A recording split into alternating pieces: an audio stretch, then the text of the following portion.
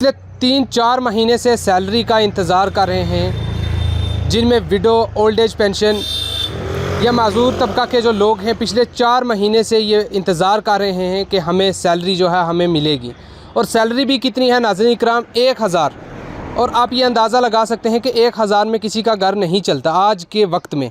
लेकिन वही 1000 के इंतज़ार में पिछले 3-4 महीने से ये लोग दर बदर घूम रहे हैं, डिप्टी कमिश्नर ऑफिस के चक्कर लगा रहे हैं, जगह जगह पे जा रहे हैं कि हमारी सैलरी क्यों नहीं आ रही।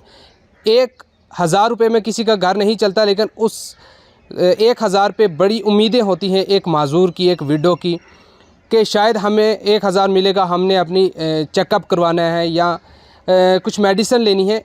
बहुत सी उम्मीदें होती हैं, लेकिन पिछले 3-4 महीने से सैलरी नहीं मिली। अब कल ईद का दिन है, लेकिन इस बार भी लोगों को उम्मीदें थी इस ईद के मौके पे हमें पेंशन जो है हमारी मिलेगी, लेकिन न जाने इस बार भी उनकी ईद नहीं होगी। बातचीत के लिए हमारे साथ मौजूद हैं पीर पंजाल अवामी डेवलपमेंट चेयरमैन फ़रीद मलिक साहब। इनसे समझने की कोशिश करेंगे। फ़रीद साहब, जिस तरह कुछ लोगों ने हमें भी कॉल की कि हमारी पिछले 3-4 महीने से हमारी सैलरी नहीं आई, मैं आपसे समझने की कोशिश करूंगा, क्या ये सच है, सैलरी आई या नहीं आई? देखें, हालांकि 4 साल यूटी गवर्नमेंट को हो गए मेरे ख्याल में, लगातार परेशान किया जा रहा है, चाहे वो मज़दूर तबका है, चाहे माजूर है, चाहे बाकी। लेकिन हमें समझ नहीं आई कि हमारी 1 साल से वेरिफिकेशन, हमारे माजूरीन की वेरिफिकेशन चल रही थी, उसके साथ ओल्ड एज हमारी जो बुज़ुर्ग हैं या हमारी बेवा बहनें हैं, सबकी वेरिफिकेशन करने के बाद कह रहे हैं कि हम कोई पोर्टल पे, हम तो ये डिमांड करते आए कि हमारी पेंशन जो है बढ़ाई जाए। हमारी पेंशन 1000 आज के वक्त में क्या होता है, हमारे लोगों की पेंशन जो है बढ़ाई जाए और हमारे लोगों को फैसिलिटियाँ और हर स्कीम में जो है हर स्कीम जो है प्रायोरिटी पे उनको दी जाए। लेकिन बदकिस्मती की बात है कि प्रायोरिटी तो दूर की बात है कि हमें वो 1000 रुपया जो हमारे माजूरों को था वो भी अब मिलना बंद हो गया है। मैं अभी हाल ही में कमिश्नर सेक्रेटरी शीतल नंदा जी से मिला था, तो उनसे मेरी रिक्वेस्ट हुई थी कि आप जो है वो हमारी पेंशन वागुजार करें और पेंशन को बढ़ाने का काम करें। उन्होंने कहा कि हमारी वेरिफिकेशन मुकम्मल हो चुकी है और कुछ इलाकों में होने जा रही है, तो हम जल्द जो है आपकी पेंशन किस नए पोर्टल के तहत आपको वागुजार करेंगे। लेकिन मैं समझता हूँ कि हमारी बदकिस्मती ये है कि हमारा डिपार्टमेंट जो सोशल वेलफेयर है, ये किस नींद में सोया है कोई पता नहीं।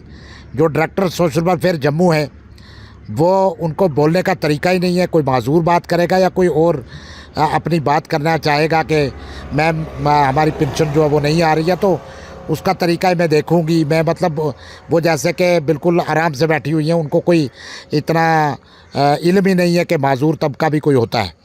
तो मैं ये समझता हूँ कि हमारी जिस तरह से जो ऑफिसर कदर करता है हम उसकी कदर करते हैं, लेकिन जिस तरह से डायरेक्टर सोशल वेलफेयर जम्मू लापरवाही कर रही है हमारे माजूरों के साथ, नाइंसाफ़ी कर रही है, ये काबिल मज़म्मत है। और मैं कमिश्नर सेक्रेटरी साहिबा से भी गुजारिश करूँगा कि हमें ऐसी डायरेक्टर नहीं चाहिए कि जिस डायरेक्टर के दौर में हमें परेशानी आए। हमें ऐसे ऑफिसर नहीं चाहिए कि जिससे हमें परेशानी आए। मुझे लगता है कि कश्मीर में कुछ जगहों पे पेंशन दी गई है, लेकिन कुछ पे अभी नहीं। लेकिन कहने का मकसद ये है कि अगर आपकी वेरिफिकेशन मुकम्मल हुई या नहीं हुई, ये ईद का दिन जो है हमारे लिए खुशियों का दिन है। कुछ लोग ऐसे हैं, आप पढ़ाई में चले जाएं, परिवार देखेंगे 4-4, 5-5 माजूर एक जगह पे पड़े हैं। आपने एक सुबह एक खबर देखी होगी, पलेरा में एक ही घर में 7 लोग पड़े हैं, 8। तो वो इसी चीज़ का इंतज़ार कर रहे हैं कि कब हमारा वो 1000 रुपया आए, हम भी ईद मनाएं। मतलब 1000 के लिए आप इतना तड़पा रहे हो। पहले आपने हमसे फॉर्मेलिटियाँ ली, हमारे लोगों ने लोन लेकर 20-20 हज़ार खर्चा करके अपनी फॉर्मेलिटियाँ पूरी की। कभी पुंछ के चक्कर, कभी हॉस्पिटल के चक्कर, कभी तहसीलदार के दफ्तर के चक्कर, मतलब कोई दफ्तर नहीं छोड़ा। अब अगर उन्होंने पूरी फॉर्मेलिटियाँ भी कर दी तो मैं तो लानत भेजता हूँ ऐसी सरकार को कि फिर भी हमें ऐसे जो है इतने चक्कर लगवा के भी हमें जो है 1000 रुपये के लिए आप इतना तरसा रहे हो, इतने परेशान कर रहे हो। ये उन लोगों की बात कर रहा हूँ जो बेचारे माजूर हैं, जो बुज़ुर्ग हैं, जो हमारी बेवा बहनें हैं। तो हमें यकीन तो दिलाया जाता है, लेकिन अभी तक, कल ईद है, कोई भी पेंशन जो है वो अभी तक किसी माजूर के अकाउंट में, किसी बुज़ुर्ग के अकाउंट में, किसी बेवा के अकाउंट में नहीं पड़ी। तो ये हालत है हमारी इस वक्त। सब इस चीज़ में समझने की कोशिश करूँगा। आपको भी बहुत सारे माजूर लोग आपके साथ जुड़े हुए हैं जो आपको कॉल करते होंगे, उनकी भी यही उम्मीदें थी कि ईद के दौरान हमें शायद मिल सकती है, जो हमारी पेंडिंग जो सैलरी है वो भी मिलेगी और जो इस महीने की सैलरी है वो भी मिलेगी। और कहीं ना कहीं इस बार बाकी लोग ईद मनाते होंगे, लेकिन वो आप क्या उनका हाल समझ सकते हैं क्योंकि आप उनके साथ जुड़े हुए हैं। देखें तो मैं खुद माजूर हूँ, आप देखें मैं खुद माजूर हूँ, मैं समझता हूँ दूसरे माजूर की प्रॉब्लम, मैं उसकी दिक्कत और परेशानी। ये लोग क्या समझें, डायरेक्टर साहिबा क्या समझें, 1-1 लाख रुपया तनख्वाह लेने वाली, एसी रूम में बैठने वाली, वो क्या समझे, हमारे डिस्ट्रिक्ट ऑफिसर क्या समझे। ये बड़ी दिक्कत है, ये उन माजूरों के लिए बड़ी प्रॉब्लम है और परेशानी है। मैं अपने डिप्टी कमिश्नर पुंछ से भी अभी एक जो है बजरिया मैसेज उनसे भी रिक्वेस्ट करूँगा कि आप इस महकमे को जगाएँ। अभी तक जो है वो हमारा महकमा बिल्कुल सोया है। एक शीतल नंदा जी हैं कमिश्नर सेक्रेटरी, मैं उनसे जब मिला तो मुझे अच्छा लगा कि शायद वो माजूरों की कोई हमदर्द है, लेकिन आज मुझे भी 15-20 दिन हो गए मिल के आया हूँ, अभी तक वो भी नाकाम है कि हमारी पेंशन जो है वो वागुजार करने में। हमारे माजूरों के बुज़ुर्गों के इतनी दिक्कत होती है इन माजूरों को। आज के दिन पे मुझे कम से कम 100 कॉल आ गई है कि फरीद साहब हमारी पेंशन नहीं पड़ी, हमें क्या हुआ, कहीं कट तो नहीं हो गई। मतलब ये खाली दफ्तर, ये आते हैं दफ्तर में कैमरे के सामने, बस जी पेंशन किसी की काटी नहीं जाएगी, पेंशन किसी की काटी नहीं जाएगी। भाई काटी नहीं जाएगी, आप वक्त पे नहीं दे रहे हो तो उसके लिए तो परेशानी है ना। मैं समझता हूँ कि ऑफिसर भी अपनी लापरवाही जो है वो कर रहे हैं। और मैं इस वक्त ख़ास कर तौर पर कहूँगा कि हमारी डायरेक्टर जो हैं वो बिल्कुल सोई हुई हैं। उनको कोई माजूरों की जो उनकी ड्यूटी है, जो उनकी जिम्मेदारी बनती है, उसमें टोटली फेलियर है। वो किसी भी माजूर से बात करके राज़ी नहीं, वो किसी के काम करके राज़ी नहीं। मुझे लगता है या तो उनको इल्म ही नहीं है कि माजूर तबका है, इनको इसी पेंशन पे गुजारा है, या तो वो सिर्फ वक्त गुजारने के लिए 2 या 2.5 साल का टाइम जो है गुजारने के लिए वहाँ बैठी हैं। तो मैं आज वाज़ह तौर आपके चैनल के माध्यम से कहूँगा कि हमारे माजूर रोडों पर नहीं आ सकते, वो इसलिए कि उनको उठा के लाना पड़ता है। लेकिन हमारे माजूरों की आ लगी ना तो तुम तबाह और बर्बाद हो जाओगे, ये मैं वाज़ह कहूँगा। वो लोग जो आज पेंशनी पे की इंतज़ार में कह रहे हैं कि हमारी पेंशन आएगी, हम ईद गुजारेंगे, तो उनकी जब उनको वक्त पे पेंशन नहीं लगेगी, साथ का साथी कपड़े लगाएगा तो उस माजूर के कपड़ा भी नहीं होगा, तो वो माजूर उसके दिल से क्या निकलेगा। इसलिए मैं कह रहा हूँ कि आज मैं आपके माध्यम से मैं अपने ज़िला तरक्याती कमिश्नर पुंछ से भी गुजारिश करूँगा कि वो इस डायरेक्टर साहिबा को बाजरिया फ़ोन जगाएँ, इनको बोलें कि हमारे साथ नाइंसाफ़ी ना हो। तो अगर इसी तरह की रही तो ईद के बाद रजौरी पुंछ हम कुछ माजूरों को रोड पे ला के ऐसे ऑफिसरों के ख़िलाफ़ जो बैरोक्रेट जो हमारे लोगों के साथ नाइंसाफ़ियाँ करते हों, इनके ख़िलाफ़ हम आवाज़ बुलंद करेंगे।